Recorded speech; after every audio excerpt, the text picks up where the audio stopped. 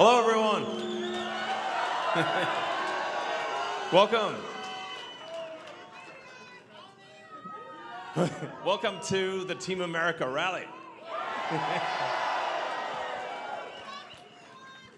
I love you too.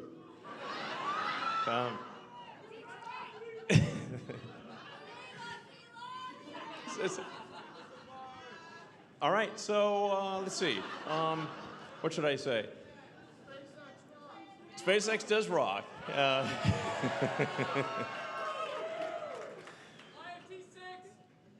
Indeed. Actually, I'm pretty excited about the possibility of SpaceX, and just generally becoming a spacefaring civilization, going beyond where we went in the past with where we went to the moon. It's crazy that we went to the moon over 50 years ago was the last time anyone went to the moon. And a lot of people think we didn't go to the moon, but we did. We did. Yeah, the Soviets would have called us out on that one if we hadn't gone to the moon. They would have called bullshit on that one, 100%. But yeah, we need to go back to. We should not just go back to the moon. We should have a moon base, like moon base alpha, like an actual base with like a science station. That'd be sick, I think we want to become a multi-planet species and be out there among the stars. We want to make Starfleet real, so that like you should be able to go to Mars if you want to go to Mars. It'd be like amazing, Well, it'll take 6 months.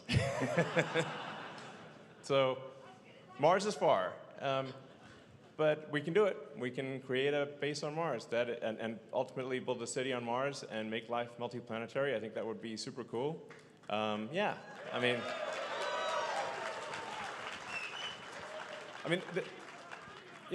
life can't just be about solving one miserable problem after another. There have to be things that inspire you, that excite you about the future, that you look forward to. You're like, wow, that's going to be cool. And I think being a spacefaring civilization and having a city on Mars and going out there exploring the moons of Jupiter, ultimately getting to other star systems would be incredibly exciting.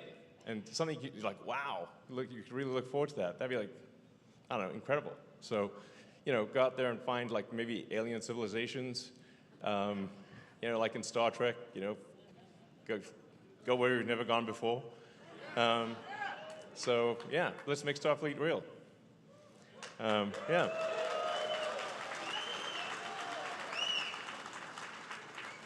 Meanwhile, back here on Earth, we need to. I think we definitely need to get President Trump reelected. That is so.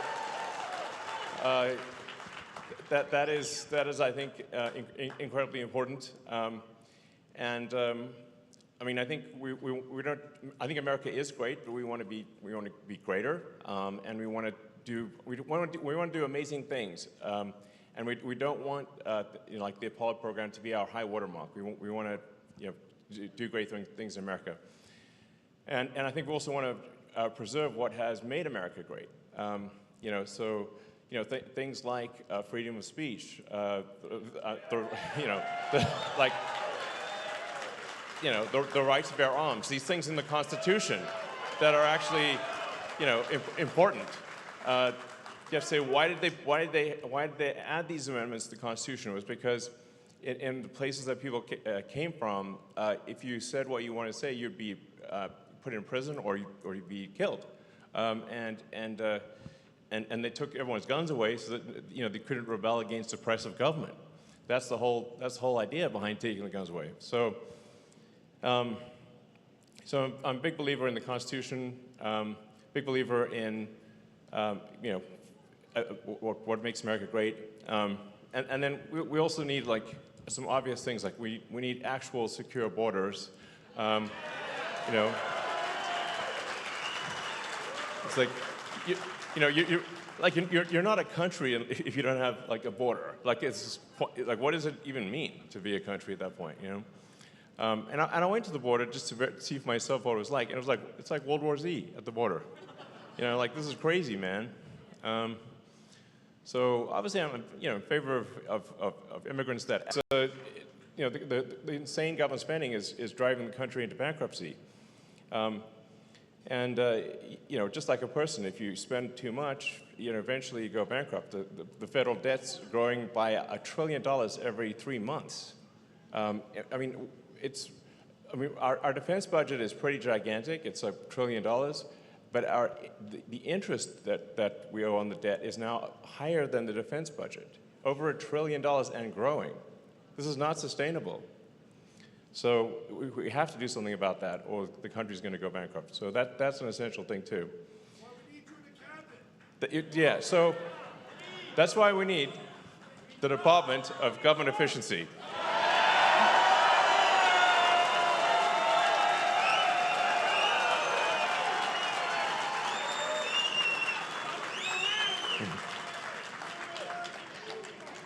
DOGE. That's on a brass plaque on a desk. It's going to be amazing. So, exactly. As people were saying, it's just like it's common sense stuff, and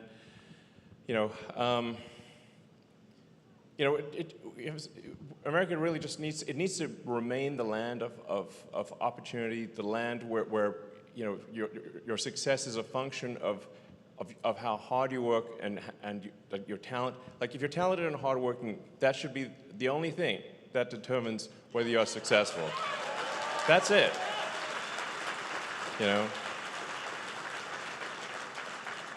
And America is also supposed to be the land of freedom. That means personal freedom. Like the government should not be imposing all these rules on people, and it's like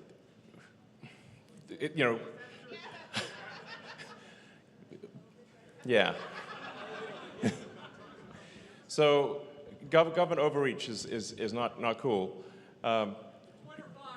Freedom. Yeah, exactly. Twitter files. It was just nutty.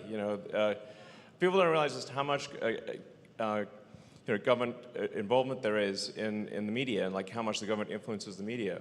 It's crazy how you'll see in fact I think like whoever's manipulating the media should mix it up a bit, because they're really not doing a great job.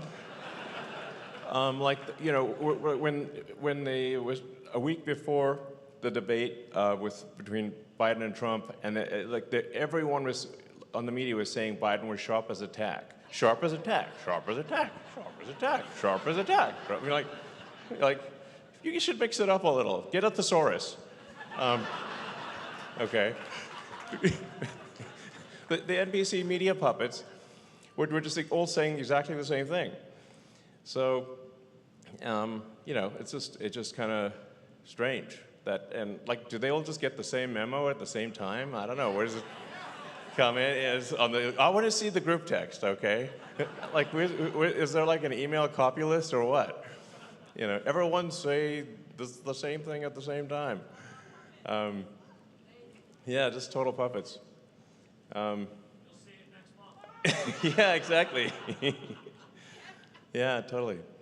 So, well, let's see. What I find is really engaging is when people are able to ask questions or make comments. And so, if anybody wants to, try to keep the comments reasonably short.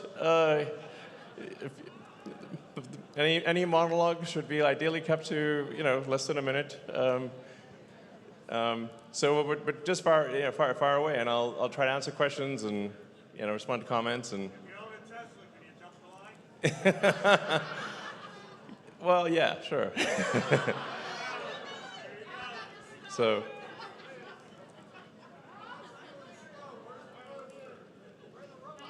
Hi. My question is, what makes you so interested in politics now? Why is this so important to you? Yeah, that's a great question. Okay, don't bring the mic that close. Whoa. Yeah, the question is why politics now and versus in the past I really have not been meaningfully involved in politics.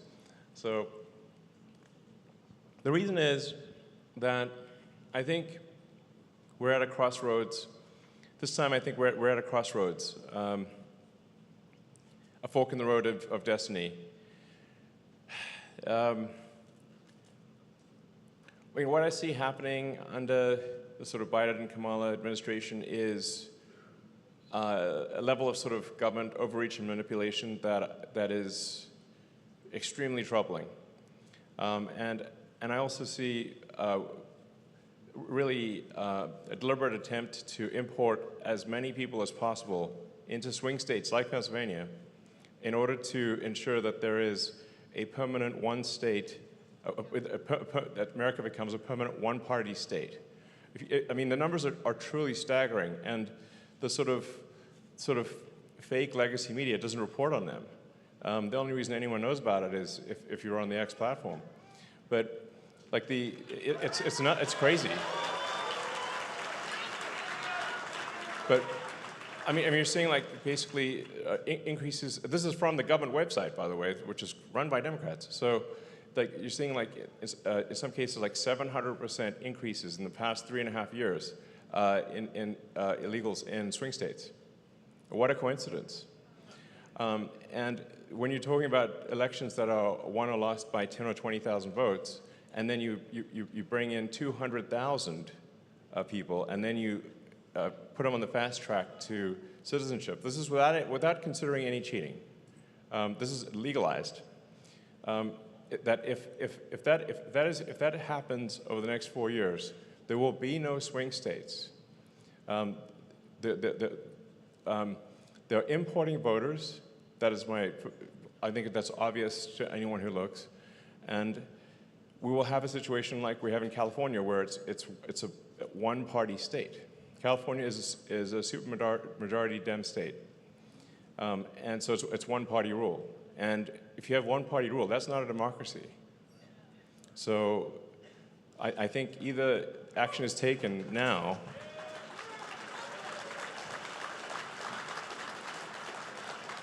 If there was another 4 years and it's really like pointless to even sort of talk about Kamala. Kamala is just a puppet of a larger machine. If the machine, let's call it the machine, is able to run for another 4 years, there will not be any meaningful elections in the future, just like there aren't in California, and all of America will be Californicated, not in a good way. Yeah, Californicated. Ouch. So we don't want that. That would be a bad situation. In fact, it will actually be worse than California. The reason it'll be worse than California is the one thing that holds California back from being even worse than it is that people can move out of California and still be in America. Now, what happens when there's no place to move? It'll be way worse than California. That's why I think, yeah, exactly. Well, and speaking of Mars, like what we're seeing, you know, with SpaceX, Tesla, and whatnot, is that the sort of regulatory oppression year after year is worse and worse. And there's more regulatory agencies created every year, more rules and regulations every year, until eventually everything is illegal. You know, we had our rocket sitting on the pad for 2 months, ready to fly. How is it possible that SpaceX could build a gigantic rocket faster than the government could move paper from one desk to another? So this is. So if that trend continues, which it will do unless there's a conscious effort to have deregulation and have sensible regulation, then Mars will be impossible. We will be forever confined to Earth. So, you know, I definitely think that's a major showstopper. Is being so heavily regulated that we are confined to Earth forever. And that would be a sad eulogy. If future aliens see us, you come back and they almost made it. Too bad they regulated themselves. You know, and they had the rocket and everything. You know. So I guess the short answer is I think this is incredibly important. That ironically, there's a lot of people on the Dem side that call Trump a threat to democracy. I think, in fact, they are the threat to democracy. Thank you.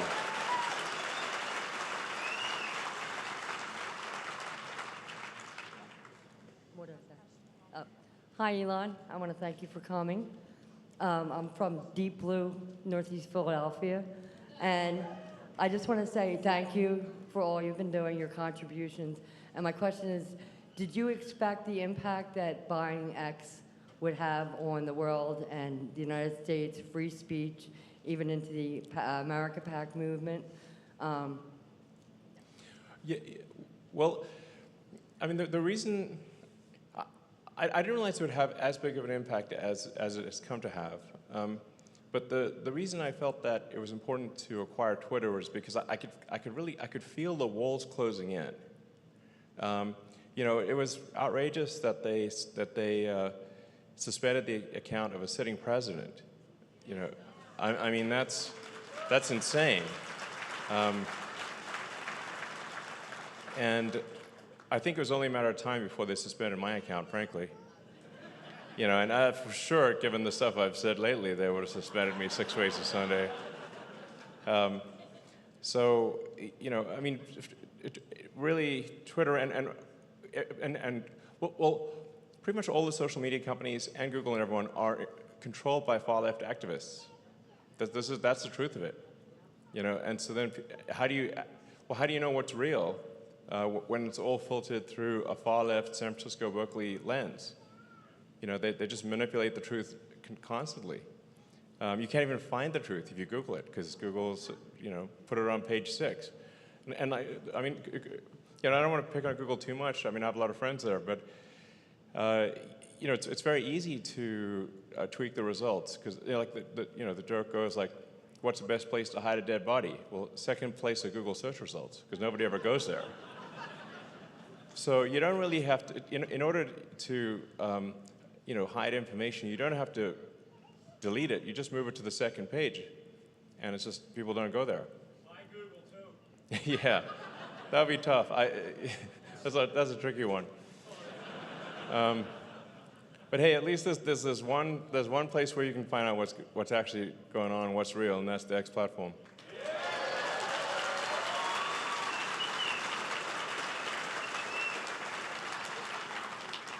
And I want to say, we're very rigorous on the X platform about being a fair playing field, a level playing field, being fair to all sides. There's not a single account on the left that's been suppressed. Not one. No suspensions, nothing. I believe in being fair.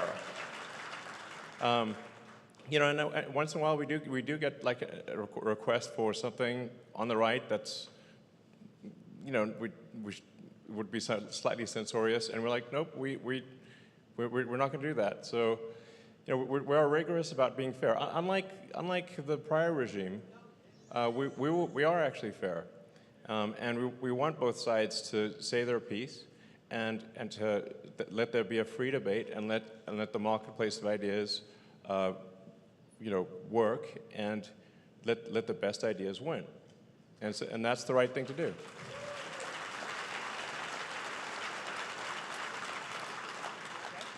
Hello, Elon. As an IT guy of 26 years, I think one of the smartest things you did was firing most of the Twitter staff. Yeah. Everyone's talking about corruption in the election systems, in the DOJ and judicial system. I personally think a lot of that is because of blackmail data stored on government servers. I strongly feel that if we can't control the information that is stored by the three-letter agencies, we will never get control of the country. What are your ideas on things Trump can do to drain the swamp without being overwhelmed by their dirty tricks? Well, I mean, as the saying goes, sunlight is the best disinfectant. So I think really just making as much information as possible public, available to the public, so that you can see what's going on. There's like, you know, I mean, I do have a top secret clearance, but I have to say, like most of the stuff that I'm aware of a top secret, like the reason to keep it top secret is because it's so boring. Yeah, I mean, so, but I think like the strong bias with respect to government information should be to make it available to the public. Like it should be, let's be as transparent as possible, like fully transparent, unless it's like a massive risk to the country, like it's like, you know, we don't want to give like say exact instructions on how to make a nuclear bomb or something like that, you know, but unless there's a genuine risk to the country, all information in the government should be public. Yeah.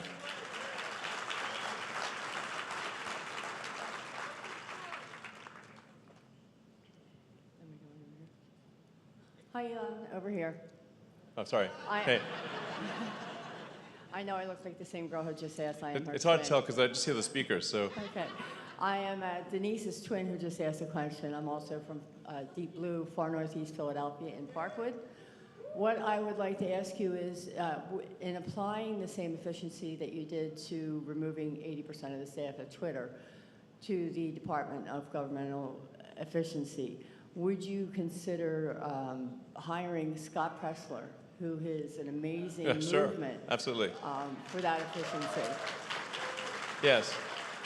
And I should say, you know, hopefully if this comes to pass, then the Department of Government Efficiency is able to take action. We will reduce a lot of government headcount, but we're going to give, I think, like very long severances. Like I mean, like 2 years or something like that. So, look, just go do something else is what we're going to say, and you'll get paid for 2 years. You know, and so you got a lot of time to go and figure out something else to do. You know, it's like the point is not to be cruel or to you know have people not be able to pay their mortgage or anything. It's just we got to move people. We just have too many people in the government sector, and they could be more productive elsewhere.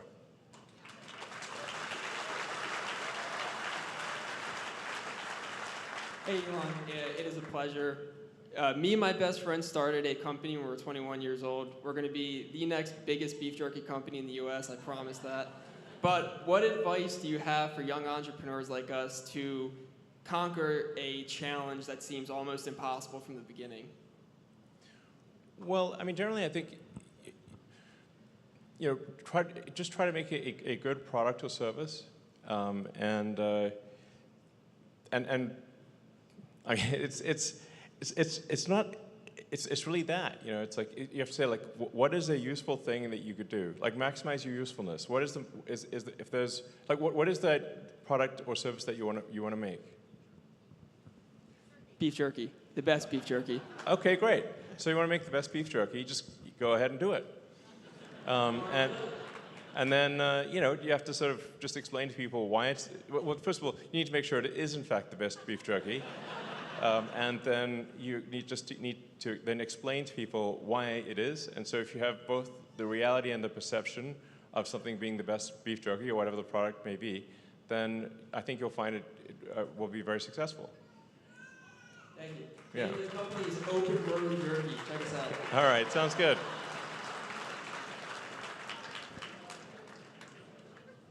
Hey there, Elon. My name's Josh. I drove down from Luzerne County today, which, by the way, has flipped red by registration. So Yes. nice work, everybody there. Excellent. Yeah. Another fun fact about the northeast part of Pennsylvania, July 3rd, 1778, the largest massacre that ever happened on American soil happened when the colonists, the French, and the natives all fought over that land. And I think it all circles back. It's now, you know, fracking central. There's a lot of resources there, land, and just beautiful local communities. Yeah. And something that is happening at a rate that is inconceivable, really inconceivable, the centralization of power to global elites and far off abstracted places that we can't touch. Yeah. What are the ways that we bring that back to local people that can actually have an impact on the ground speaking with some people here. Yeah. Do we I totally agree. do we move the departments around the United States so they're not all in D.C.? How do we get people on the ground empowered to actually make everyday changes in people's lives? Well, I super agree with you. So I'm against globalist power. I think we should, like, the UN should not have a lot of power, and these it's like, who voted for them? I didn't vote for them, and it's like we want power to the people. The power should maximum power to the individual, and so, like, if they're, like, we should not have any sort of international treaties that restrict the freedom of Americans, and we should minimize the amount of federal interference at the state level. So it should be like, so unless it's at the state level, which is something you can influence, then agencies at the federal and the national level should have minimal to zero power over you. Yeah. Is there a way that we could decentralize data so that consumers own the data? What is the next step towards that? Because I feel like that is what actually gives us our sovereignty back.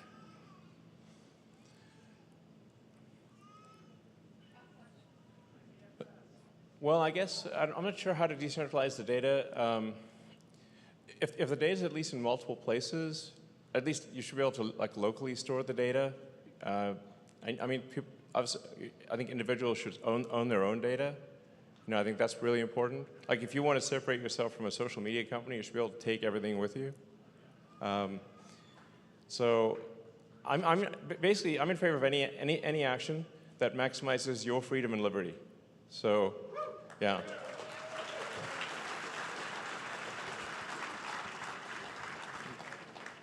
Hey, Elon.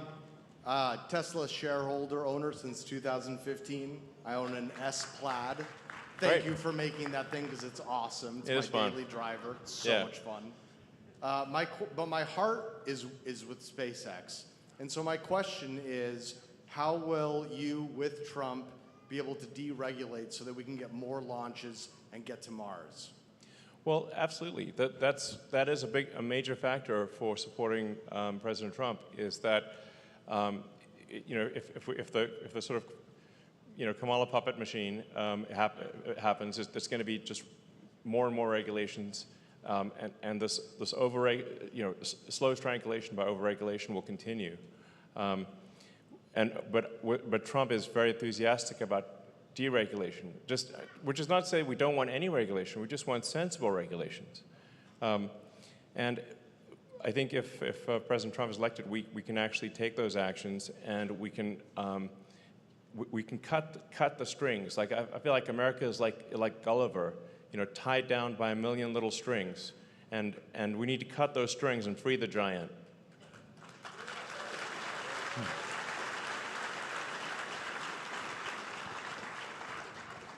Hey, man. Thank you so much for doing everything you're doing. Welcome. This is going to be a little long, but I think you're going to get a kick out of it. Okay. It's a sad story that turns into something funny you'll probably like. All right. So I was mostly a lifelong liberal, sort of like yourself. Yeah. Work in digital production and marketing stuff. Yeah, I mean, I believe in freedom. Like, I mean, I believe in, like, empathy. Like, you should care about your fellow human beings, and I believe in, like, free speech, which used to be a thing on the left, and now bizarrely they want censorship. I'm like, what? Yeah. And thank you for buying Twitter and saving free speech, and Babylon B too. Like, yeah. That was great, man. Anyway, so I sort of have a case to plead to. Sorry, it's a little long. Anyway, I can't get into the details because there were legal issues and stuff, but years ago I had my life destroyed by crazy woke people because I was injured. I lived in Los Angeles for about 13 years. Yep. And when I wanted to seek out, like a court case and stuff, I had someone in the legal system look me straight in the face and tell me, you're not the right kind of white guy. This isn't going to play out well for you.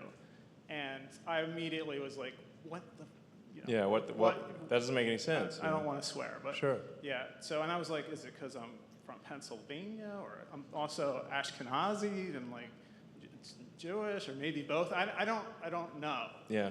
But I was immediately like, what is happening? And so it put me in a bad spiral, and I like lost, it just went crazy. So I was like, what? Like, I'm always been a egalitarian person, and right. I mean, racism in any form is bad, whether it doesn't matter who it's directed towards. Yeah, and so, and I started, becoming more center-right instead of liberal, which is, it's an identity crisis because, it's a big change. Sure. And working in an industry, it's sort of like you understand in our industries, you feel like an outcast, and you don't really know who to talk to, and so it's awkward. So anyway, as a catharsis of sorts, I made this app called Pooper. Okay.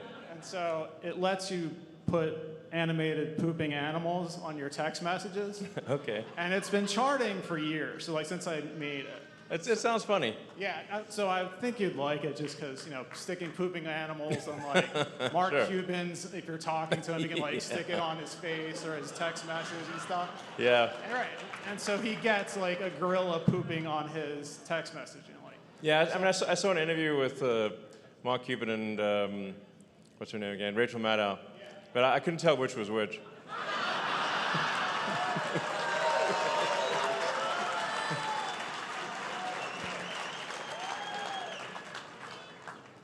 So my question is, would you, because this destroyed me, I was really badly injured. I'm not saying you have to do it. I don't mean to put you on the spot. Would you consider implementing that kind of thing onto Twitter where you could, have a dinosaur or a monkey throwing poop and put it on top of Mark Cuban's, new stupid look that he has? Well, I mean, Business Insider. About probably 5 million people have now heard about the pooper. Maybe 10 million. There's a lot of people going to watch this. So I think that's some solid publicity right there. Thank you. Hello. Thanks for coming. You're going to help us win Pennsylvania and the entire race. Yes. Well, I mean, I should say like it's incredibly important that everyone here and everyone listening, watching, that you go and make sure your friends, family, yourself are registered to vote, because the voting registration deadline in Pennsylvania ends at midnight on Monday. So there's only a few days left.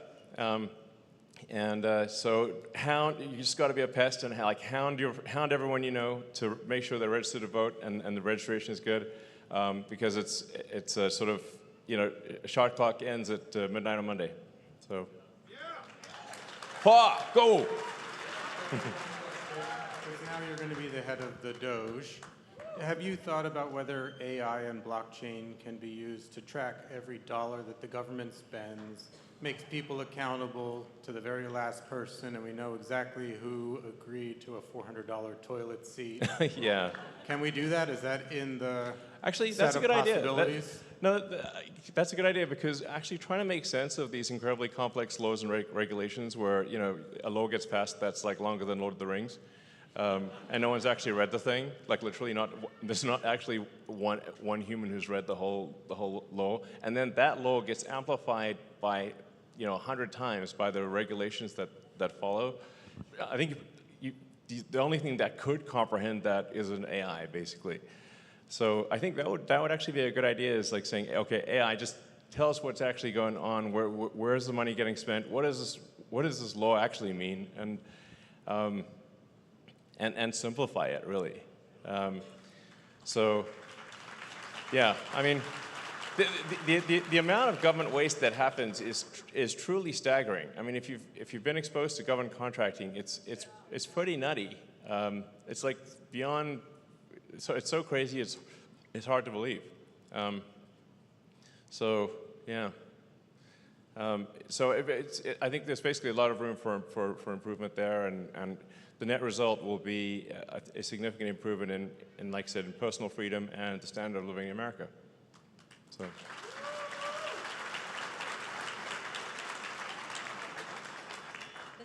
Hi, Mr. Musk. It is such an honor to be here with you. I am actually a former mainstream media journalist.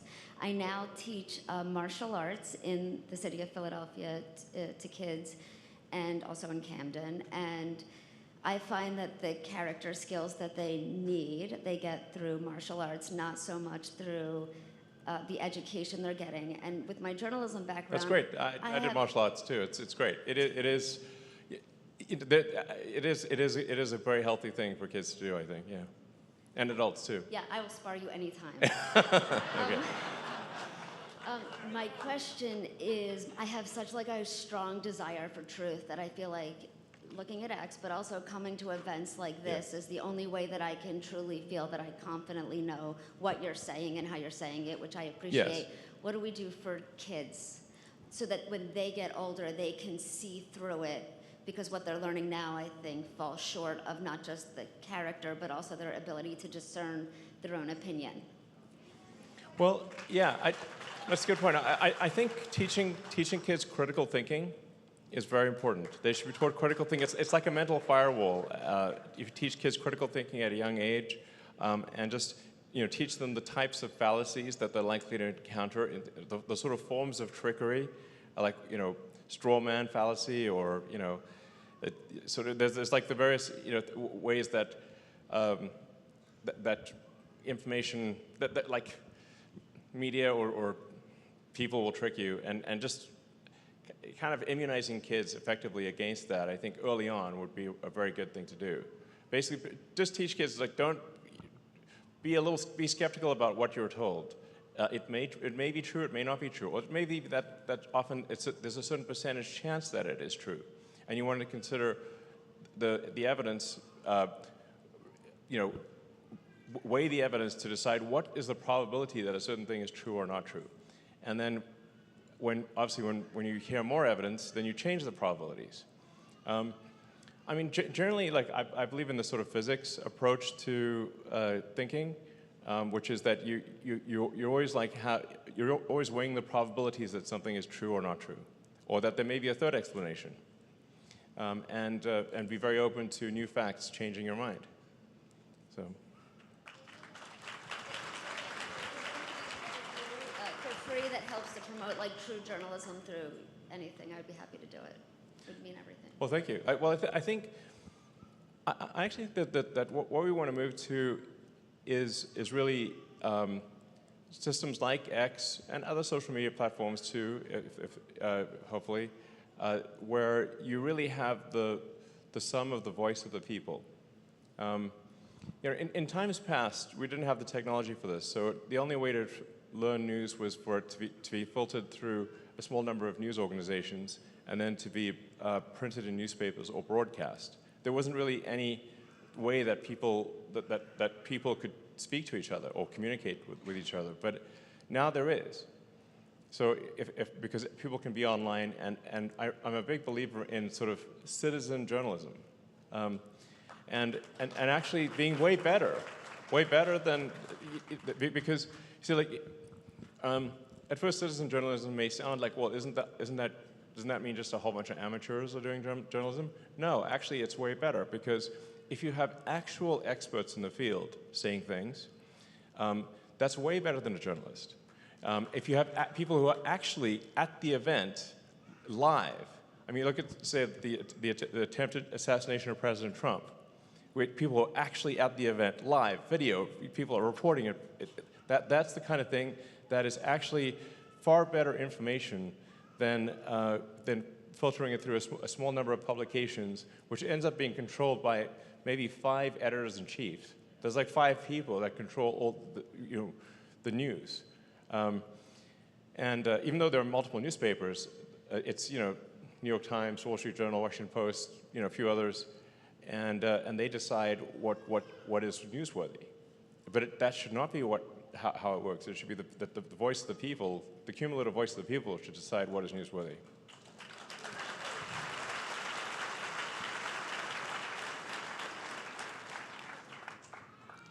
Thank you.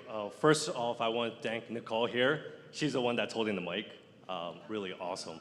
I know you said you were a little spectrum autistic. I mean, little, sure. Yes. So the only reason I say that is out of every successful person I've ever seen, you are the one person that I can relate to the most. So I'm sorry if I'm all over the place a little bit. I remember you had stated that you hate the fact that every single time you hire someone for their talent instead of their passion. So I want to be able to say the Galileo test, I passed, Xavier passed, Don Lemon passed, Dark test, SpaceX test, A12, I passed that one. The 95 test, that's the year 95, what you did to be able to do Zip 2. I've done that. Slave test, Steve Jobs test, reality goodness test. The reality of actually doing something good instead of just talking bullshit out their ass. Exactly. The Reid Hoffman test, which he scoffed at you because you were going to be the first man to be able to put life on Mars, but it was going to be a turtle. So now he kind of is walking back on that. But anyways, you guys were good friends. So I want to, I would classify myself, the easiest way is PNS, quantum engineer, and my friend Brandon, and my wife, Theo, and Brandon's over there. I want to give you my business card. Okay. If you have 5 seconds, All right. 5 seconds. Well, we have to move on to questions. So it's either question. Just to be clear, the goal of the questions is to ask questions that you think the public would be interested in hearing the answer to. To be clear, that is that's what we're after. Okay. So, you know, you want to ask like, well, you're interested in a particular question, but probably there's a lot of people in America and in Pennsylvania that are also interested in that question, and those are the kind of questions we're aiming for here. So, but thank you. Is what built America. I was wondering if you can bring, instead of going to Pittsburgh to be able to bring it to Bethlehem, to Lehigh Valley to be able to bring that up again. Steel? Bethlehem Steel Sure, is what built the U.S. Sure. And I know you are looking between at Pittsburgh. I was wondering if you can look at Lehigh Valley to be able to grow what made America great. Okay. Well, I mean, I think we do need a lot more local production of steel. There's not enough steel made in America. That is for sure. So, yeah. So let's move. Hey, Elon. With the emergence of AI and robotics, you've talked a lot about a possible age of abundance. Yes. What are some of the steps that you believe should be necessary to lay the foundation that it's more of a utopia for humanity than a dystopia? And while you answer that, would you mind signing an unauthorized biography written by my 6-year-old son, and possibly a copy of my Hitchhiker's Guide to Galaxy? Sure. If it's for a 6-year-old, sure. The biggest thing for development of AI is that it be maximally truth-seeking, which sounds like an obvious thing, but what I see being done with a lot of the major AI companies is not truth-seeking. They're aiming to be politically correct, which means lying, essentially. So, you know, I think this is absolutely fundamental, I mean, like an example being, for example, when Google came out with Google Gemini, and you know, people asked it which is worse, global thermonuclear war or misgendering Caitlyn Jenner, and it said misgendering Caitlyn Jenner. So, which even Caitlyn Jenner said that is not correct. So that is you know, that's an insane thing for an AI to say, because if you have some sort of omnipotent AI, it could conclude,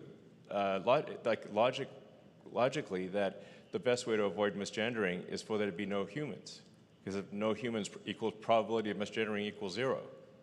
So you could get like some very dystopian outcomes if you do not have a maximally truth-seeking AI. I think that's very important. That's the reason for XAI. So.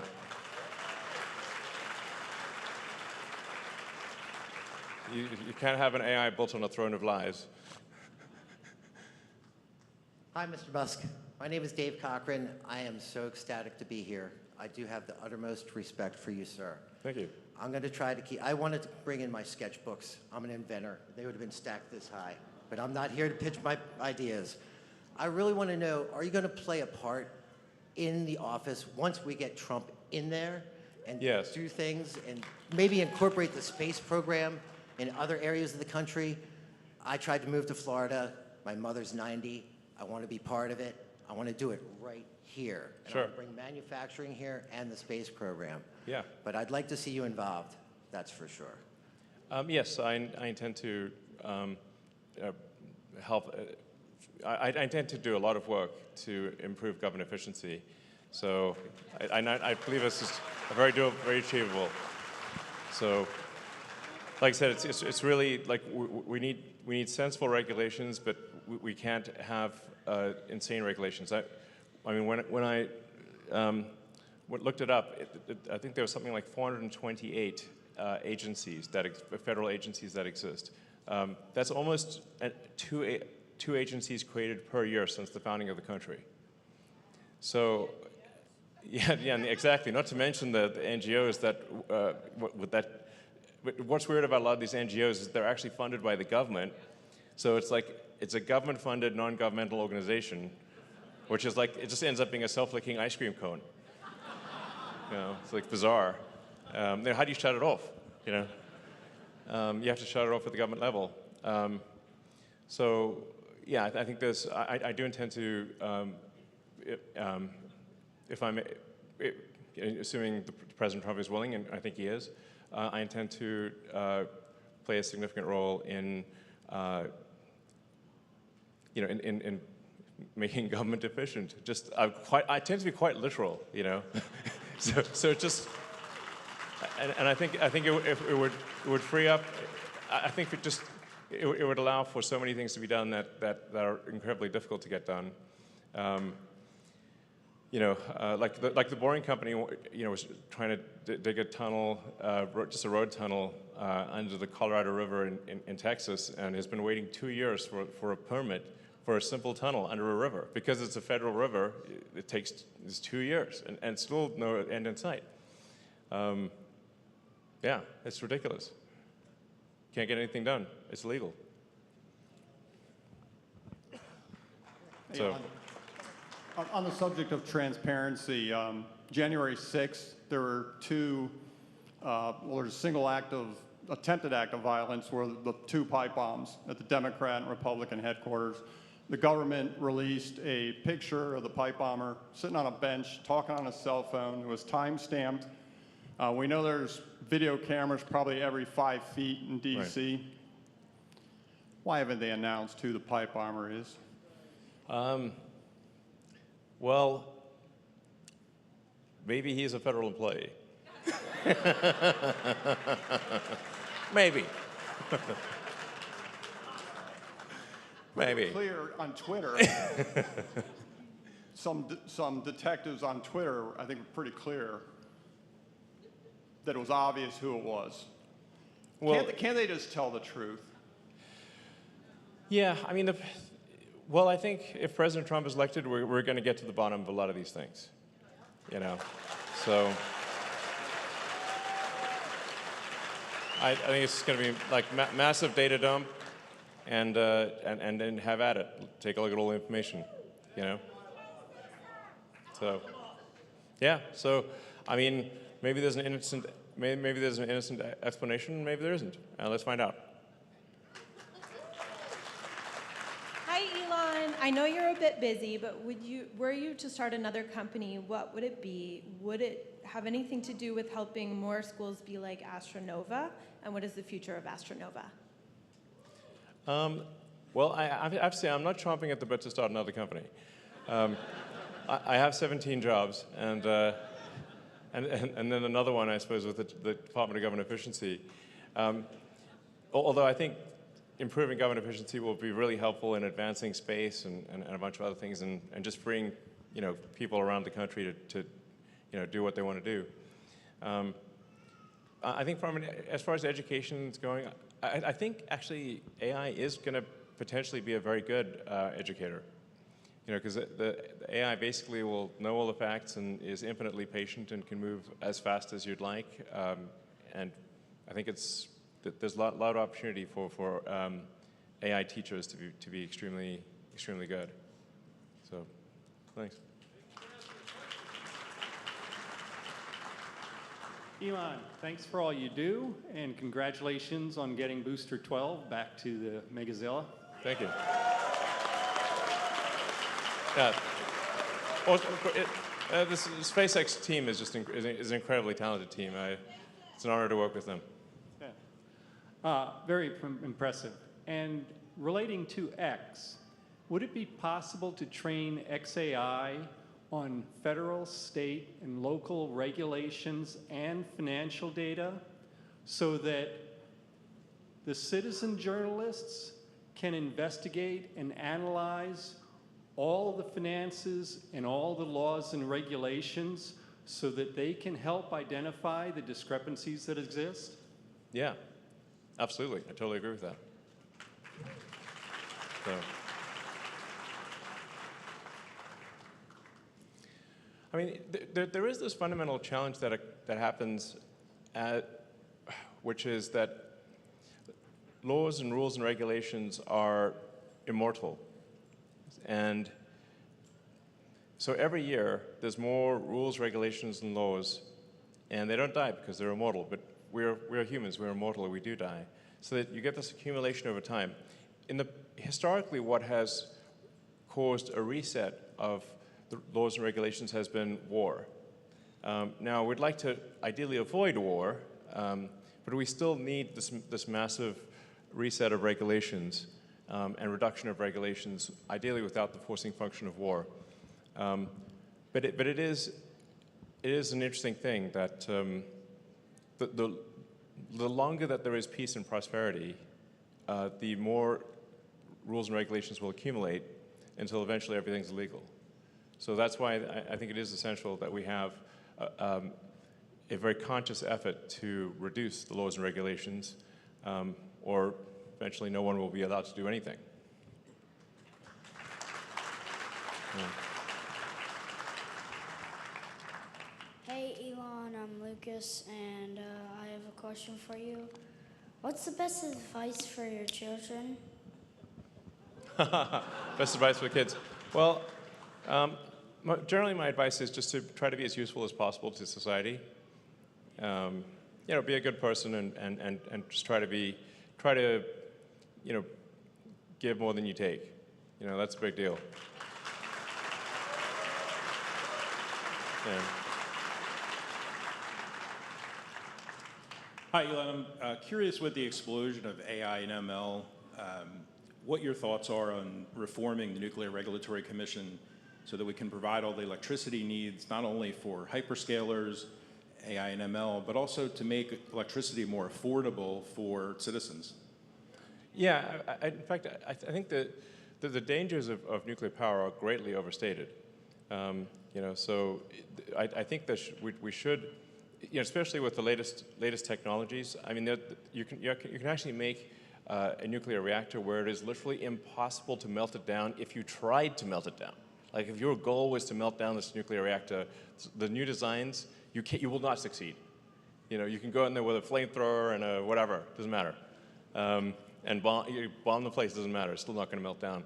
So if you're in a situation like that with advanced nuclear reactors, then there shouldn't be any regulatory issues with that, because what really matters is the safety of the public. So I think that there should be significant reform on the nuclear front. Mr. Musk, my name is Dave. Excuse the patch. I had Mohs surgery a couple days ago. It's super embarrassing. But it took a lot to get up here with that. I integrate AI into businesses, and we have to use OpenAI right now because they're the only API. And so we have to train it like crazy to get it not to do woke things. Hoping that Grok has an API soon. It will actually. We'll be releasing the API very soon. Oh, awesome. Okay, yeah. Great. My Cybertruck drove me here this evening, my son and I, so thank you for that product. And my question is Space Force. I'm assuming there's been some discussions with President Trump about Space Force, and I'm just curious if he does win, Obviously, Doge, yes, Yes. awesome. But Indeed. secondly, what do you think Space Force might look like in 10 years? Well, I think Space Force should really aim higher. I think when the public hears Space Force, you sort of think Star Trek, Starfleet Academy. You don't think let's make a slightly better spy satellite. But the way that Space Force is interpreted by the military currently is let's make a slightly better spy satellite. Like that's like 5% better. I'm like, no, that's not what people want. People want Starfleet Academy. Yeah. We want the Star Trek Enterprise. That's what people want. A real Space Force where it's like we're actually in space. So that's what I mean. Like we want to aim to have like a permanently crewed base on the moon. We want to build a city on Mars. We want to be exploring the moons of Jupiter, the asteroid belt, the entire solar system. And if you decide that you want to go to Mars, you should be able to go to Mars. That would be super exciting. Be a real spacefaring civilization would be fantastic. Yeah.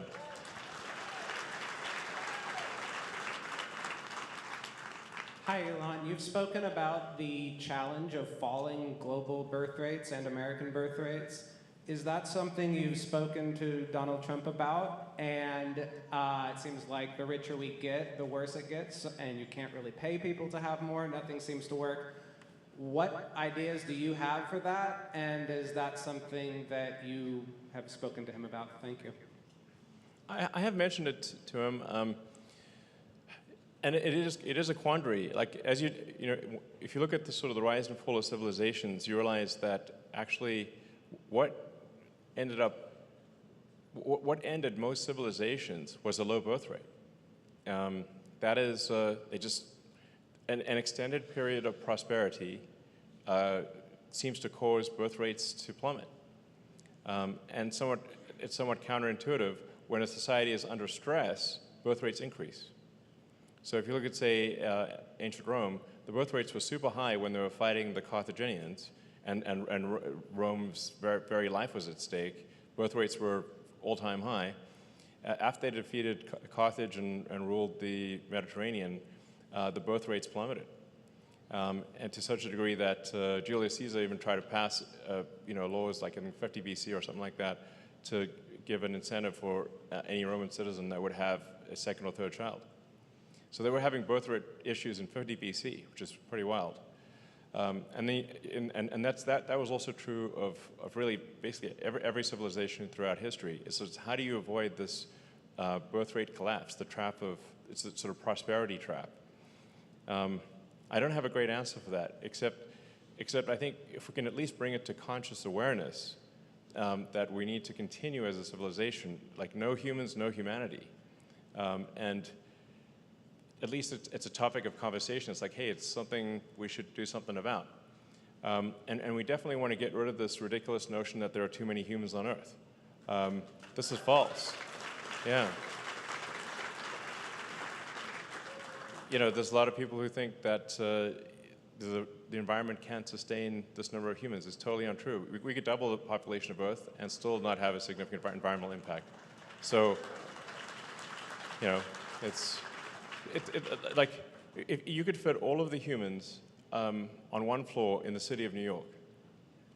So that's like 8 billion humans sounds like a lot, but actually, if you're if you're in an airplane and you're going from here to LA or wherever, and you look down, how often do you see a human? If your goal was to drop a ball on a human while flying from here to LA, you'd have a hard time. So the actual density of humans is very low. And Earth is capable of easily having far more humans, and should, in my opinion. Yeah.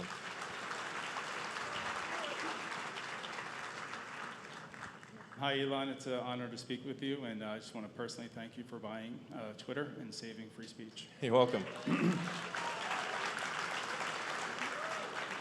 So a couple months ago, I was tired of being a keyboard warrior, and I signed up to be a Trump Force 47 captain. Great. and I've knocked over 200 doors just trying to get people to get out and vote for President Trump. Great, thank you. That's super important. I mean, you know, as was asked to me at the beginning of this talk, you know, why am I so involved in politics this time? It's because I think this time it's a fork in the road, and it's frankly, I think we're doomed. If Trump doesn't win, I think we're doomed. I think we're in the doom loop at that point. So he's got to win. And I think for those who are in areas that are, you know, sort of normally it's like deep blue areas, if you think you won't get assaulted, put a Trump Vance sign on your lawn. I mean, a lot of it is like people are like, they need social proof. They need evidence that they're not alone. Yes. And so probably a lot of people in these like nominally blue areas would actually vote for Trump if they thought someone else was voting for Trump too. And so if you just put the sign on the lawn and be sort of loud and proud, then I think people will be like, you know what, I think I'll vote for Trump too.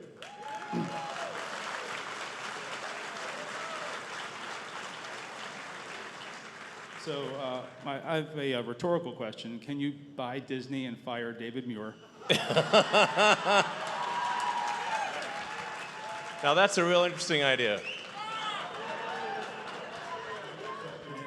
So DEI has become a cancer in our corporations. It really has. And I was wondering if there's anything realistically that the federal government can do or the Equal Employment Opportunity Commission to put a stop to this. Yeah, I think they should, the government should be actively saying that it is illegal to discriminate on the basis of race, gender, or anything else other than merit. It is illegal. It's not right. You know, it's not morally right, it's not legally right, and it doesn't matter who you're discriminating against. The point is not to have discrimination, but a different type of discrimination. The point is to not have discrimination. That's the whole idea. Yeah. Good evening, Elon. First of all, thank you for all you're doing, and thank you for being you. Well, I appreciate the kind words. Thank you. In the book, All That Glitters, the mystery behind the glitter conspiracies is revealed, and the details of Mission X is exposed, where SpaceX is utilized to deposit a layer of glitter above the atmosphere, which deflects the red and infrared light away and cools the planet. My understanding is that this is sort of being kept secret because you don't want environmentalists or other people to come in and regulate and stop it from happening. Why isn't the public being made aware that it is essential that Donald Trump be elected for this to happen? Because Trump will not have to ask permission to save the planet. He'll just do it. And I'm just wondering if you feel the same sentiment. And then there's also been some rumors on the internet that you're going to not only do this, but then you're going to use it and charge the other countries of the world to support it. You're going to lower the deficit, another source of income, and there'll be no more wars between electric vehicles and oil fossil fuels. So why won't you tell people, elect Trump, and this will happen? Because if it's anybody but Trump, regulations or, yeah, you know, it only takes one person to complain and it won't happen. Well, I think it's for sure true that when we've got so many regulatory agencies and there's so many rules and regulations, I mean, like basically Washington, D.C. is like a sea of brake pedals. Like everyone's got a brake pedal, but nobody's got an accelerator. We're going to add some accelerators. So, because all they want to do in D.C. is stop anything. You know, so you know, it's just a sea of, I just call it a sea of brake pedals. Like brake pedals in all directions. And how can you make progress if you've got a sea of brake pedals? It's not possible. So we're going to get rid of a bunch of the brake pedals and add accelerators. My question was, how do we stop the steal? And is there a way to have a database on X where we can track all the votes? We all send our votes to you to track it, and then we can tell who wins? Or there's so much, even down in Georgia right now, they're already flipping votes on the machines. And how do we stop the steal? Well, I recommend posting, any evidence that you have for voting fraud or irregularities or causes for concern. Just post it on the X platform, and then people can, support it or say, well, either support it or debunk it, one of the two. But I mean, I do think there's generally an issue that we have, a fundamental issue, which is unless we have voter ID, and like. My opinion is we should have no, and I say this as a technologist who likes technology, and I like computers, but we should not have computers do voting tabulation at all. It's far too easy to hack a computer. I know how to hack a computer. And government software is the easiest thing to hack.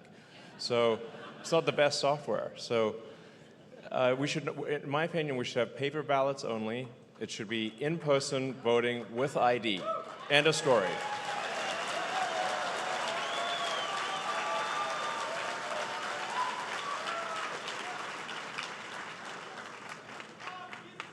Hi, Elon. Thank you for everything you do. Feel free to answer this question in 3 words. Some people claim that you're hurting Tesla's brand and sales by supporting Trump. What do you say to those people? Well, I mean, Tesla sales are actually doing great.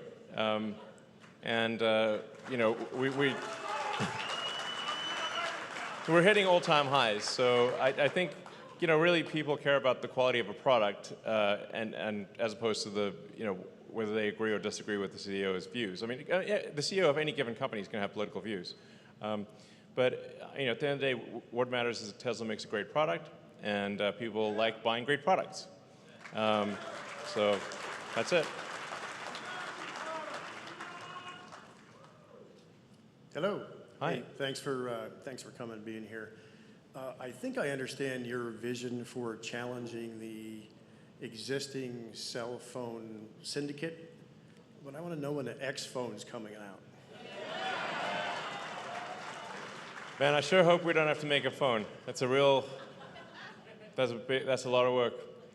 I mean, if there's like, well, the idea of making a phone makes me want to die. But if we have to make a phone, we will, but we will aspire not to make a phone. I do think that the various companies and Apple and Google Android and whatnot, they need to make sure they don't have a heavy hand in like the App Store and whatnot, or they will create a forcing function for there to be a competitor. But man, I dread the idea of making a phone. But if that turns out to be necessary, we'll do it. But hopefully, it is not necessary. Yeah. So, all right. Hey, Elon. First things first is JCal is on my cap table. All right. Great. And my question is, I grew up in Spain, right near where your brother got married. Oh, cool. And in Asturias. And comparing cities back home to cities here, it's like incomparable. How does one fix, I go to our great city of Philadelphia, how does one fix the problem of people living on the streets? It's not talked about enough. It isn't. No, I agree. I go to Kensington a lot, and it is such a horrible sight seeing these poor people. At what point do you have the freedom to slowly kill yourself like that on the streets, and how do you fix that? Well, I think there's not an easy answer to that, but I think you cannot have open-air drug bazaars because obviously that's going to be a magnet. While I think most people can resist the lure of drugs, some people cannot, and you just cannot let there be easy access to drugs and have it just be open there on the street. Then there are also situations where somebody is like just fundamentally mentally ill, like not a little bit, you know, like I mean, mentally ill in a dangerous way, dangerous to others. And I think if somebody is mentally, like incurably mentally ill and a danger to others, we need to have some kind of asylum for them. There's no, because the other, you know, it has to be done. The word homeless is a misnomer. Because homeless sounds like someone who got a little behind on their mortgage payments, and if they just got a job offer, they'd be back on their feet. That does not describe the people in Kensington, okay? At all. So if the issue is one, like, if there are violent drug zombies, they must be taken off the streets, and they won't go willingly. So there's no choice. Now, I'm a big believer in empathy. I think we should have empathy. We should have empathy for our fellow human beings. But what I see on the left is a lot of shallow empathy, sort of empathy that's skin deep, essentially. Very thin empathy. They have empathy for what they term homeless people when they're actually violent drug zombies, but they lack empathy for the victims of the violent drug zombies. And so that we should have deep empathy for everyone, not shallow empathy. Have empathy for the victims of the criminals, not just the criminals.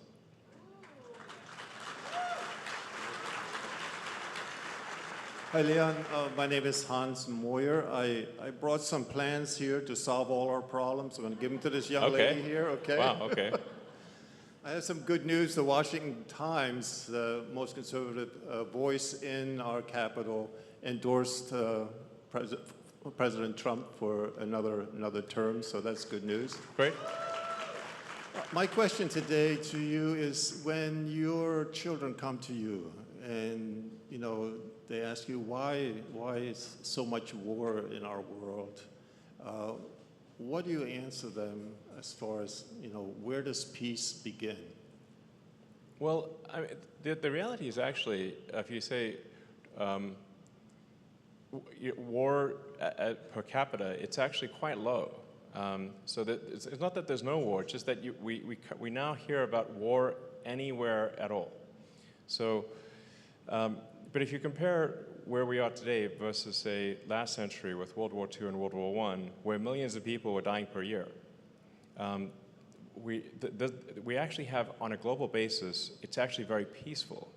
That does not say there aren't some terrible things happening somewhere. There are 8 billion people on Earth. So, and in fact, what the sort of legacy mainstream media tends to do is try to answer the question, what is the worst thing that happened on Earth today?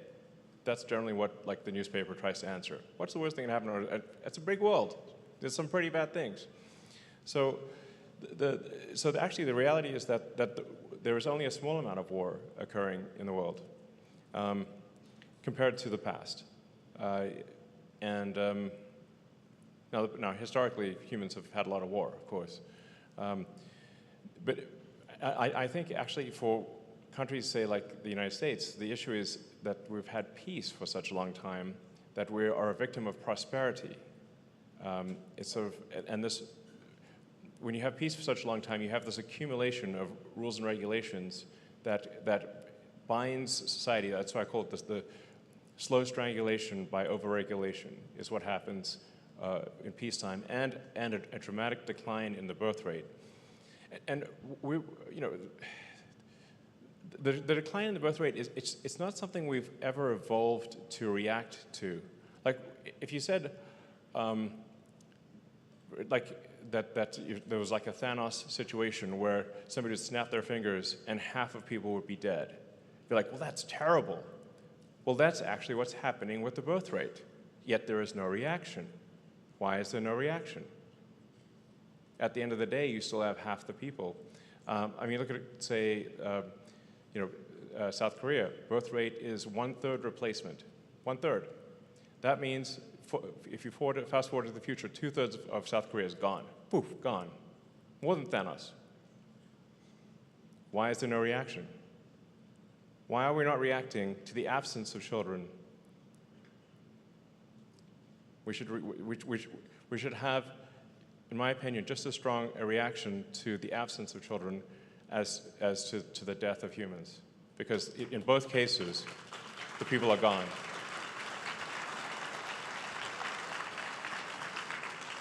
Hey, Elon, how you doing? Great job saving Twitter from the woke mind virus.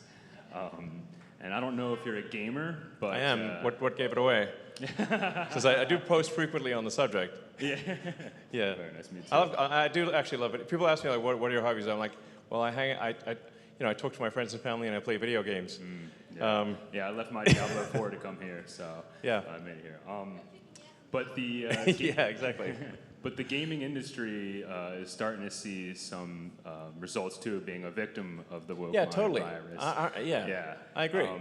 And so I was wondering, with recent flops like make video games great again. Yeah, exactly. With recent flops like Conquered and Dustborn, games are prioritizing pronouns and things like that instead That's of annoying. actual gameplay. Yeah. So I was wondering, have you ever thought about making your own gaming studio and making an impact in the industry? You know, if there's one thing I could say that would be a fun thing to do, it would be to start a gaming studio. Because I do actually intrinsically love video games. And I think actually if you apply sort of AI to video games, you could really make it just some incredible, make incredible video games. So yeah, I think just generally for content, the problem with like the sort of DEI and the woke mind virus is that it kills the art. You know, it's just like as soon as when you can see something that is forcibly imposed on the story and it's discordant, it destroys the art. And now it's hard to enjoy the story. It kicks you out of the story because you can just feel that you're being lectured. We're seeing it in movies and TV and all that kind of stuff. It's like, let me just enjoy my video games. Exactly. I know, come on. Not video games, too. All right. Hi, Elon. As a child of science fiction and being raised on Asimov and the grandeur and the beauty that came through his stories, I'm teaching my daughter the same thing. She's 6 years old. Yeah. And we've had conversations watching all of your rocket launches. And she's asked me, when can we go for a walk on the moon? So I have to ask, what's a realistic timeline for me to take my wife and my daughter to the moon and go for a walk? Well, that's a great question. Well, with our goal with Starship is to enable anyone to go to the moon or Mars or elsewhere if they want to. And I think that is actually genuinely possible with a fully reusable rocket. You know, the fundamental breakthrough that's needed to make life multi-planetary and for us to be a spacefaring civilization is full and rapid reusability, which is what we have for every other form of transport. You know, we've got, our cars are reusable, our planes are reusable, bicycles, horses, they're all reusable. But rockets historically have not been reusable. They've been single use. And that means you've got to have a whole new rocket every time you fly, which obviously makes it extremely expensive. But with Starship, we're close to achieving full and rapid reusability. And that then drops the cost of space travel by literally 10,000%, like no exaggeration. It's like 10,000% improvement. It's insane. Well, it's the difference between, if you have to refuel your car or get a new car. What's that? That's a really big cost difference. And imagine, and the situation historically with rockets is like if you went on a journey, if it was a car, you'd have to get a car and then tow a smaller car behind you to leave the other car there and then come back in the little car. Which is insane. You need a second car just for the return journey. So that has made space insanely expensive. But once it's fully reusable, now the cost is simply whatever it takes to refill the rocket. That's it. And that's a massive change. So, thanks. Hi, Elon. My name is Amanda. I'm a single homeschooling mom of a beautiful daughter. I chose to do this because of the inefficient education being provided through this country's public school system. Yeah, I think our education system's messed up. I mean, they're just like indoctrinating kids with like crazy ideas. California alone gets approximately $23 billion in federal funding, which only accounts for 6 to 9% of funding for the state's K through 12 schools. Right. Yet they still have the lowest graduation rates of any state in the U.S.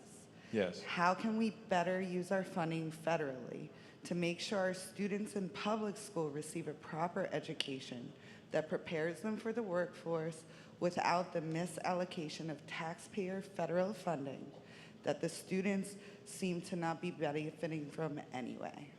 Well, I mean, if we make the funding contingent on student performance, then I think that would be a difference. I mean, right now there's no feedback loop, so schools can be terrible, teachers can be terrible, and nothing happens, and it doesn't matter if there's what the results are. So if you have no feedback loop for improvement, if there's neither punishment nor reward, there's no reward for excellence and there's no punishment for failure, then you're going to have basically communism. You know, then it's bread lines and ugly shoes. So we don't want that.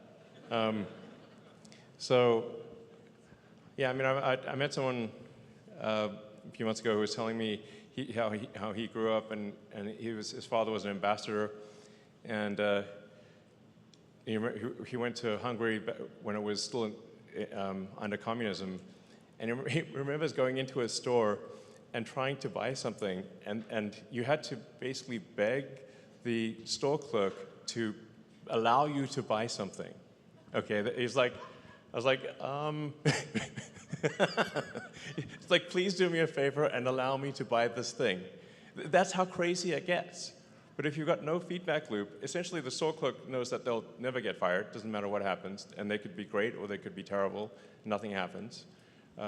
Then you get the outcome you should expect, which is terrible results. Whatever you incent will happen. And so we need to have an incentive for excellence, where there's reward for excellence and there's punishment for failure. That's it.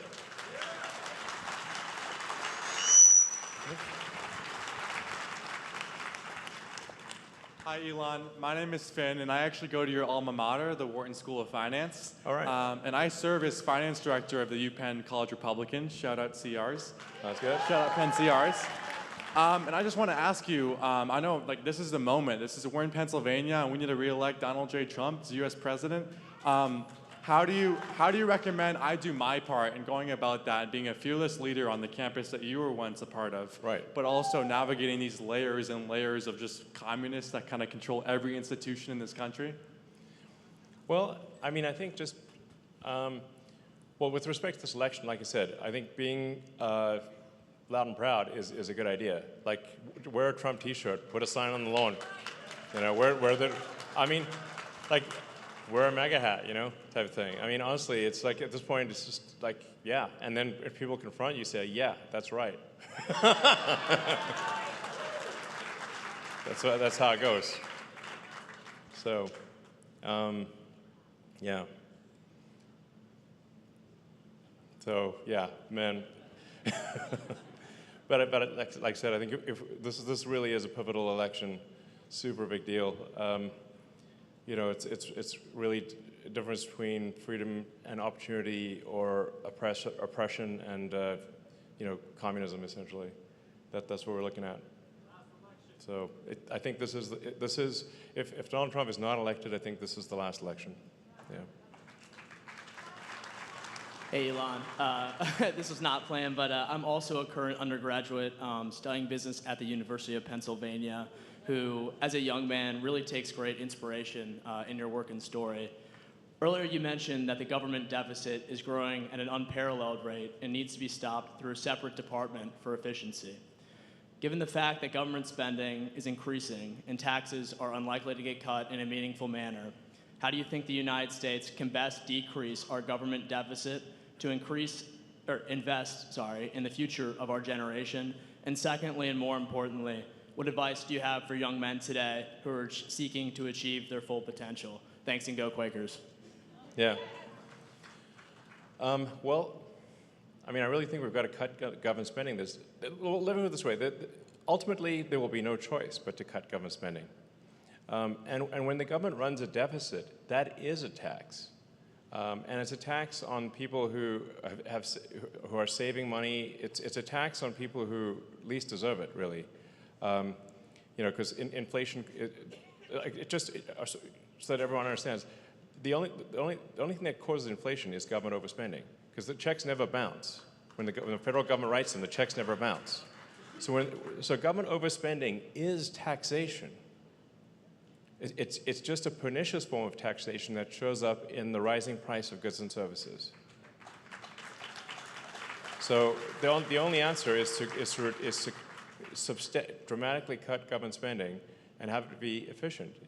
Spend on what is only what is necessary, and spend it well.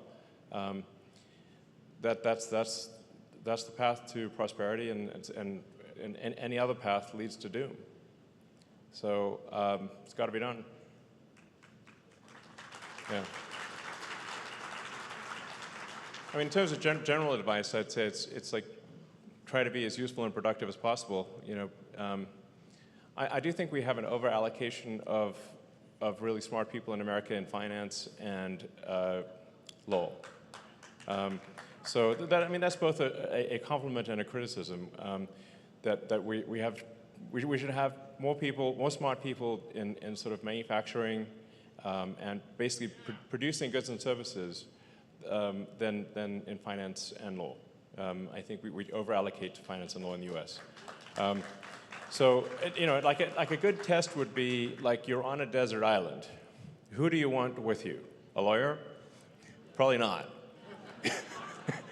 So it's not to say that we shouldn't have lawyers, but just we should maybe not have as many lawyers. And so I think if you want to say like, what would be a useful skill to have if you're stranded on a desert island, and aim for that. Hey Elon, thanks very much for coming, and thanks for everything you're doing for the human species. And I wanted to know what you think, like where you see humans 1,000 years from now, assuming there isn't a nuclear situation, and what you think about the nuclear situation currently and non-proliferation. And you talk a lot about at these events and in your interviews going to Mars in order to safeguard humanity. But there's a lot of things that can occur that could affect the whole solar system. So what do you plan to do about that as well? The whole solar system? I mean, well, look, I think if we can just, I do think that there is an important threshold where if we're able to make life multi-planetary, meaning like that you can get to the point on Mars where Mars can grow by itself even if the resupply ships from Earth stop coming, that's the critical threshold where the probable lifespan of civilization is dramatically greater. So it's not enough just to go to Mars and have like a small base or something like that. You've got to actually have enough resources on Mars that if resupply ships stop coming for any reason, and it could be that things on Earth ended with a bang or a whimper, and currently it's trending to end, it's sort of tragic, currently things are trending to end with a whimper in adult diapers because of the lack of birth rate. So, but as soon as we can make life multi-planetary, sustainably multi-planetary, the probable lifespan of civilization is dramatically greater. And I think that's really the fundamental test, is can we get to that point before civilization collapses? Can we make life sustainably multi-planetary before something happens on Earth to prevent that from occurring? And if we do, the future is exciting and bright. And Mars may one day come back and save Earth, just like America came back and saved Europe and saved the rest of the world. 3 times last century. Three times. 3 times America saved the world last century. And what a disaster would have been if America had not existed. And one day, Mars may play that same role on Earth.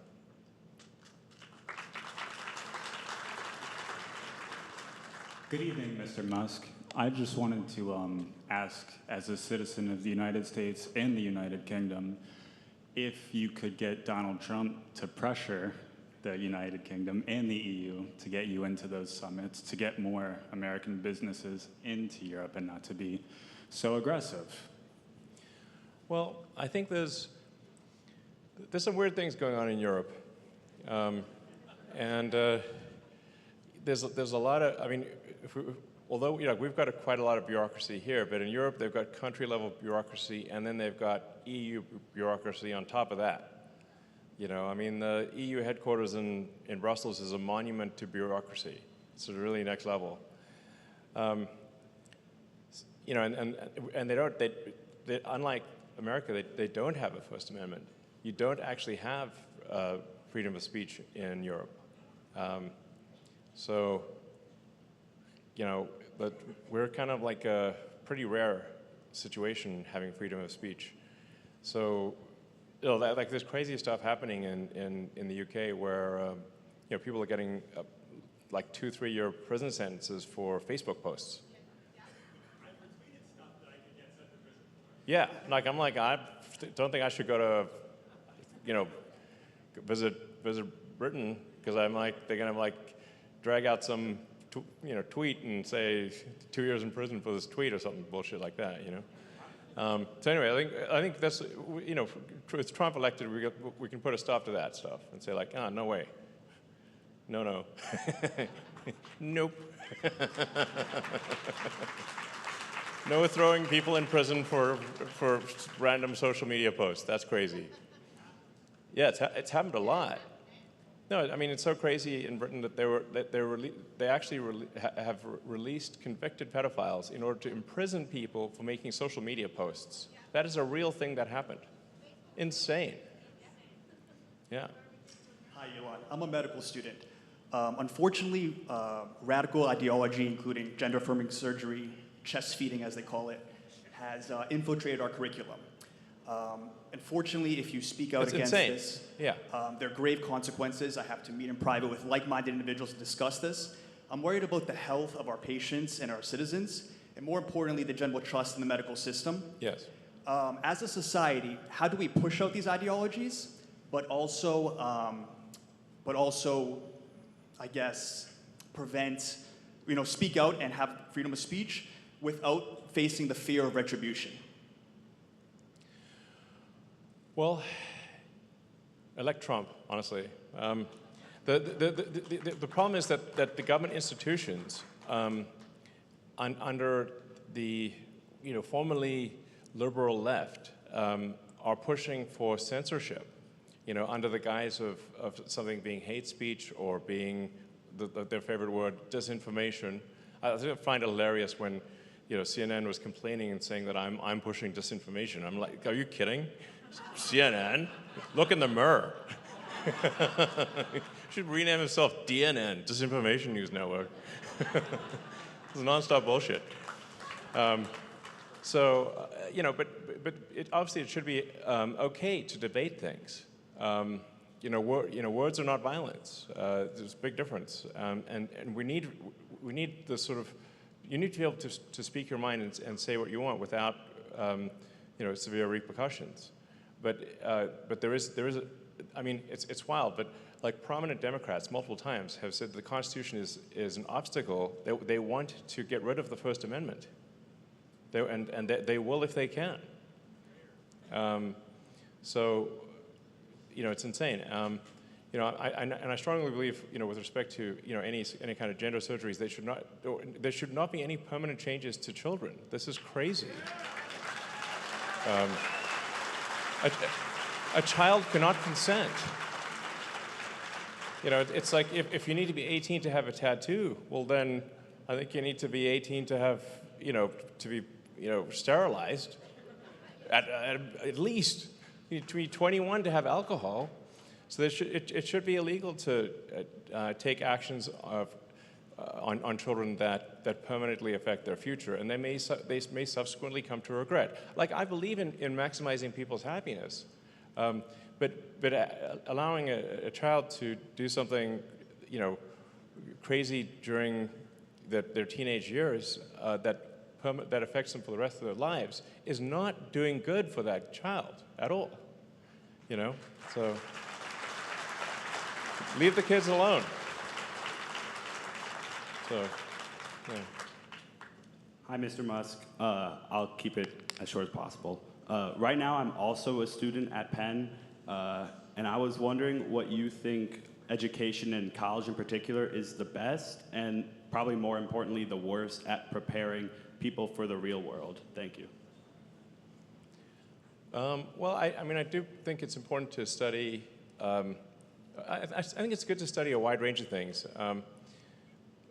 I think it is important to study, I think, engineering and physics, so that you understand how reality works. I think it's also important to study history, and literature. So it's not purely a matter of studying, engineering and maths and physics. But I think if you don't, if somebody does not study physics at all, then it's hard to tell the difference between what is a real technology and what is witchcraft. So, physics allows you to sort of distinguish between witchcraft and reality. And you sort of learn, well, why does an airplane fly? Why does a microwave heat food? Why do these devices work? How is your phone able to receive information through the air, invisibly? If you study physics and engineering, you get to understand these things. But I think it's also important to study, history and philosophy and literature. So I'd go with a wide range of subjects, but make sure that physics is in there somewhere. Yeah. Well, I think if somebody's like the CEO of an airplane company, they should know how airplanes fly. Yeah. Call me crazy. Hi, Elon. I'm in college right now studying computer science, so I've taken a big interest in AI and specifically your work in it. You've talked a lot about AGI and how an omnipotent AI could make the decision to kill all humans to avoid misgendering them. Yes. As you know, the way LLMs work, large language models, is they just predict the next word that comes in a sequence.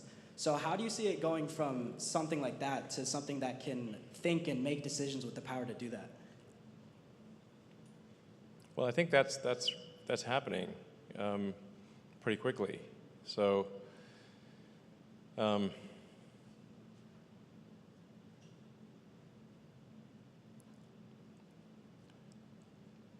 yeah, I think when you distill any given field down into its first principles, essentially, I think you can almost think of intelligence like a compression problem, where for any given field, it can be physics or any field, you can distill things down to their most basic axiomatic elements, the things that are extremely likely to be true, and then you can reason up from there to reach a cogent conclusion.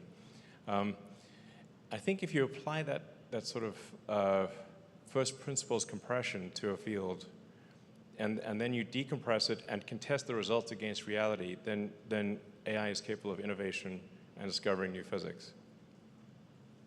But this is a esoteric subject. That's how humans have done it, essentially.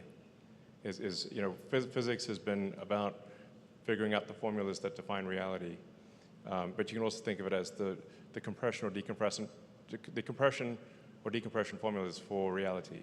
If you have a starting point and you run the physics formulas, you will eventually get a reality like us. Economics is a simple subject. Hi, Elon. My name is Lev Parado, and I am the designer of Asteroid, the zero-G indicator for the Polaris Dawn crew. My question is, when are we going to send kids under the age of 18 to space? We need to have other generations to space to start a colony. We do, absolutely. Well, I think it should be, if Starship is ultimately successful, which I think it will be if it's not stopped by the government, then anyone who wants to go to the moon or Mars or elsewhere will be able to go, which includes kids and families and anyone who wants to go and kind of homestead on Mars, essentially, which I think would be very exciting. It will not be, to be clear, going to Mars at first will be difficult and dangerous. So not a luxury expedition, but a difficult one, much as the creation of America was. Thank you. Yeah, I think I could probably do a few more questions, and then we'll call it a night. Thank you. This is such an honor. Thank you so much, Mr. Musk. I want to thank you for everything you're doing, and God bless you and your family. Thank you. We're talking about such amazing things, our future, but to bring everybody back to reality in 18 days, it's the decision on whether or not that future will happen. So we're in Pennsylvania, the battleground state, and there's an anxiety because they're saying that we're not going to have a count for a couple days. So we don't know exactly what to do. You had suggested using Twitter to show what we're seeing. If you could elaborate on that part of it. Yeah. I mean, really, essentially, if you have any concerns or you feel like there's anything inappropriate happening, then you should definitely post it on the X platform so that people are aware of it. Yeah. Since you have all of our information, I personally would volunteer if, who knows what's going to happen. If you need bodies for Chad counting, whatever had happened in the past, I would volunteer, and I would think everybody else in here would be offering to help. All right, well, thank you. Thank you. All right, I'll just do two more questions. So one more there and one more there. Okay. Hi, Mr. Musk. I'm not able to vote yet, but I still enjoy educating myself about our political world. My question is, how can a young American prepare themselves and inspire others for a rapidly evolving political and social world? Well, I guess you want to what's the future you want to build? I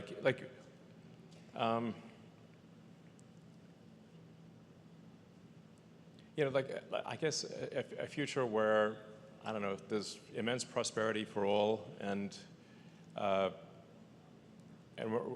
out there exploring the stars. I mean, that's something that I find, really exciting.